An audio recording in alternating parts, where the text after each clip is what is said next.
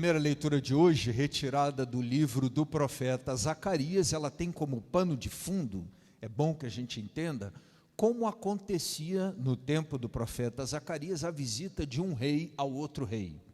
Em alguns filmes de época, a gente até tem uma noção de como isso acontece. Mas um rei, quando visitava outro rei, no Antigo Testamento, naquele período, era uma comitiva.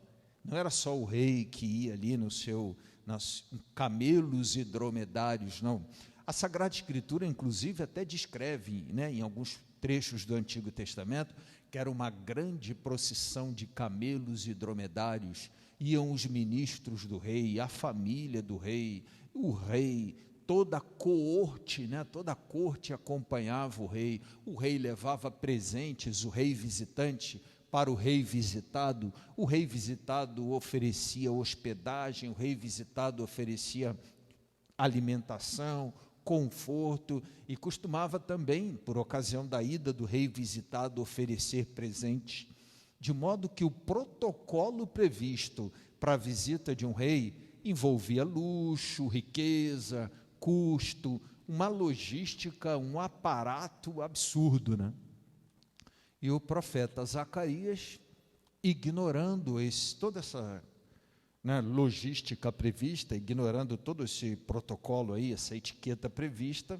fala de um rei que vai visitar Jerusalém, que irá ao encontro de Judá, que é a região onde está a cidade de Jerusalém e o templo, e que esse rei vai chegar lá montado num jumentinho, e que ele pode levar o que nenhum outro rei que visitou Jerusalém pôde levar, porque ele pode levar a justiça, a paz e a salvação. É esse o padrão apresentado por Zacarias. É um rei que vai montado no jumentinho, que leva a justiça, a paz e a salvação para Jerusalém. Um rei que salva. Ele não entra com riquezas, não sai com riquezas, ele não tem uma grande corte, ele não tem toda aquela logística, mas ele leva a paz, ele faz acontecer a justiça, e ele é o rei que salva. Naturalmente, o profeta Zacarias lançava aí uma profecia que nos faz lembrar muito o que nós celebramos no domingo de Ramos, quando Jesus entra em Jerusalém, montado num jumentinho, e ele é saudado com os ramos, todo mundo dizendo: salve, salve o nosso rei, salve o filho de Davi. Mas é um rei que entra sem corte, sem riqueza, mas que traz a salvação e que traz a paz. No evangelho de hoje, Jesus diz assim: Senhor, eu te agradeço. É uma oração, Jesus, fruto da intimidade de Jesus, de uma conversa de Jesus com o Pai. Jesus diz assim: Senhor, eu te agradeço, porque em alguns momentos, em muitas ocasiões, as coisas de Deus são de difícil compreensão para os sábios, para os entendidos, para os estudiosos, mas o Senhor revela aos pequeninos, a quem tem um coração humilde e um coração simples. Fica claro, portanto, que o tema de hoje é a humildade. A palavra de hoje nos convida a renunciar a sentimentos do tipo achar-se melhor do que alguém, renunciar a sentimentos do tipo soberba, orgulho, achar que eu não posso receber ajuda e não posso oferecer ajuda. E a palavra sugere para a gente que esses sentimentos, eles cegam. A soberba cega, o orgulho cega, e a gente se torna incapaz de reconhecer que precisa de ajuda e que pode oferecer ajuda, que tem erros e falhas e que pode pedir perdão por eles e que pode se reconciliar com Deus. De modo que há um grande convite na palavra de hoje a esse exercício de sentimentos mais ligados ao reconhecimento das nossas falhas, das nossas faltas, que a gente precisa muito, sim, da ajuda de Deus, do socorro dEle, e não se sentir melhor do que ninguém. Também não é o caso de se sentir pior. Sentir-se pior é um outro extremo, oposto da humildade. Autocompaixão, autocomiseração, também não é um sentimento bacana, não. Mas na outra ponta está o orgulho, a soberba, semelhante à oração dos fariseus, né? Quando viram um publicano entrando no templo: Senhor, eu te agradeço porque eu não sou como esse camarada aí, porque eu faço isso, porque eu faço aquilo, porque eu faço aquilo outro. Aqui está na outra ponta lá, da autocompaixão, da autocomiseração, que é exatamente a ideia do orgulho. Eu me basto, eu não preciso de ninguém, sozinho eu resolvo tudo, eu sou autossuficiente. A palavra de hoje acaba sendo para a gente uma grande chamada no sentido de autossuficiência, essa espécie de proclamação de absoluta independência de tudo e de todos é um equívoco. Nós precisamos sim das pessoas, né? Quando a gente acorda de manhã e vai à padaria comprar o pão, muita gente se moveu para que aquele pão tivesse lá. Inclusive, muita gente botou para funcionar uma série de coisas para que você conseguisse chegar até lá. Inclusive, muita gente se mexeu para que você não fosse acordado no meio da noite e surpreendido por essa ou aquela situação. Se é um dia de calor, por exemplo, e quem trabalha na manutenção do fornecimento de energia, você precisou dessa pessoa para que não fosse acordado no meio da noite suando e morrendo de calor, né? Para quem tem o costume de dormir com ar-condicionado no máximo, seja calor, seja frio, mesmo que esteja nevando, vale também esse princípio, de modo que nós sempre precisamos muito das pessoas. Em alguns momentos, o fato da gente pagar por isso faz perder essa noção, né? Esses tempos de pandemia, eles acabaram sugerindo para a gente um pouco isso, né?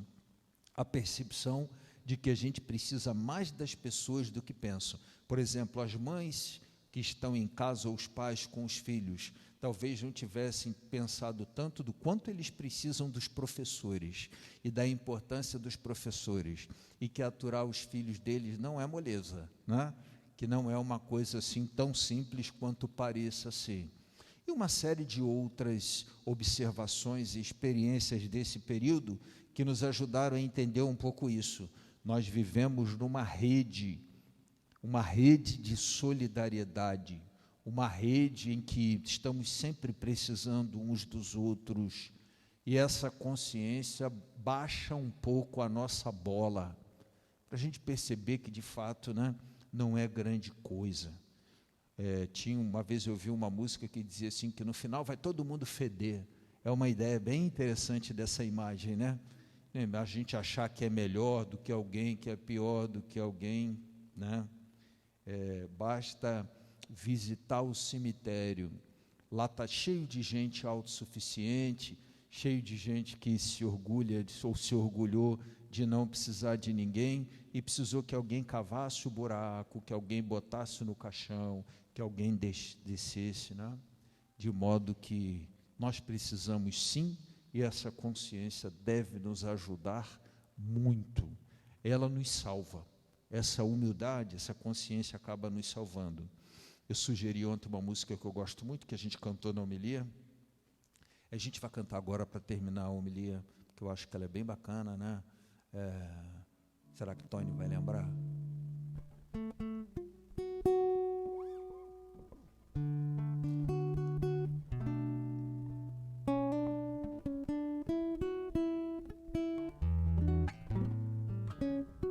Já entendi a frase, ele está fazendo a frase musical ali bacana.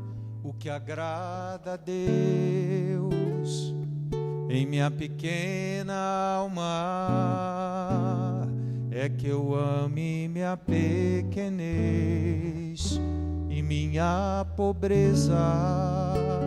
O que agrada a Deus em minha pequena alma é que eu ame minha pequenez e minha pobreza. É a esperança cega que tenho em sua misericórdia. É a esperança cega, que tenho em sua misericórdia o que agrada a Deus em minha pequena alma é que eu ame minha pequenez e minha pobreza. O que agrada a Deus em minha pequena alma é que eu ame minha pequenez e minha pobreza. É a esperança cega que tenho em sua misericórdia. É a esperança cega que tenho em sua misericórdia.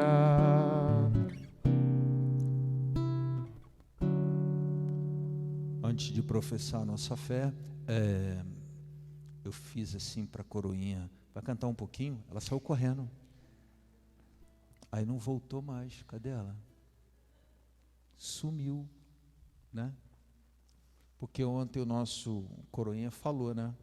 Aí eu botei no refrãozinho, eu botar os outros coroinhas aqui para cantar um pouquinho, porque quem tem canal do YouTube e canta no YouTube, não pode cantar aqui, né não?